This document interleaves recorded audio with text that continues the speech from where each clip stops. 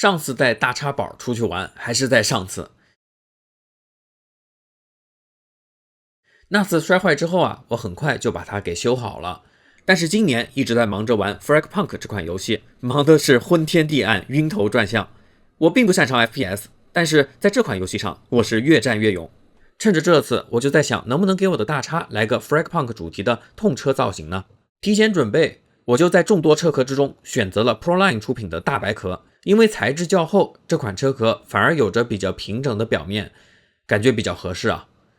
买来的大白壳安装内部的尼龙支架就与我预想的有所不同，部分原厂车壳需要用到的尼龙垫片，这款车壳就是用不到的，完整的安装只需要用到这些部件。网络上的资源清晰度略差，我用 AI 快速细化了一下找到的图片素材，同时也是做了效果图的尝试啊。我扫描了 PL 原版的贴纸，有了图案的辅助，我就用普通彩印的方式，很快就试打印了2次。修改好匹配之后，我很着急的就打印来了全套的 PVC 素片，结果装车后的效果并不是很理想，颜色凌乱的同时啊，在一些有起伏的表面上，这一层贴纸的贴合度是不足的，怪不得 PL 的原版贴纸在这些起伏的部位是没有图案的。同时啊，贴纸边缘的切割线似乎不太准确，老板跟我说这是软件自动生成的刀线，如需准确的切割，需要我自己去提供文件。最后就是打印出来的色调非常暗淡啊，和原版有一定偏差。总之小问题还是不少，看来是不能一次成功了，还需继续改进。图案的调整我更改了设计构成，也提亮了整体的明暗度。切割不准确的问题，多家打印店都是让我自己提供更精确的 CDR 文件，他们不提供服务。没办法，当即安装了 Corel， 现学现用。幸好只做钢笔路径并不难学，经过一番折腾啊，调整后的适应贴纸效果还不错啊，但是原厂素材的图案似乎还需要提亮一些。总体来说，感觉已经非常接近了。最后啊，在忙碌加班的间隙中，制作的最终定稿到货了，赶紧贴起来。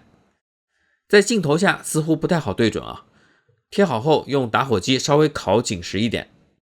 在试贴贴纸的时候，车灯部位是有翘边的，应该是车壳结构的问题。这次正式贴啊，我在贴之前把素片折弯了一些，又烤了一下，还用透明胶带做了固定。车后窗的贴纸提前做了结构避让的剪裁设计。基于以往的经验，实际下地后肯定有风险，可能会损坏或者脱胶。为了防止翘边，我提前用犀牛皮胶带进行了覆盖。总算是贴完了，整体问题不大，就等着之后的下地检验了。之后的几次下地跑车拍摄，我都找了好朋友龙哥来帮忙。他是一位人文摄影博主，手法和器材都非常专业，大家有兴趣可以去围观一下。我和龙哥的某次拍摄练习啊，没想到还被 RC 大佬626的杭州好友给拍到了。626可是远在大洋彼岸啊，这都能被他知道，感觉地球真小啊。这次痛车车壳图案的 DIY 尝试算是磕磕碰碰的成功了。最近1年为了 Fragpunk 我耗费了海量的时间，所以大叉也没什么时间玩，买了很多升级件也没时间安装。这个图案痛车的想法能在激发后快速的做出来，最终能够完成，我已经很开心了。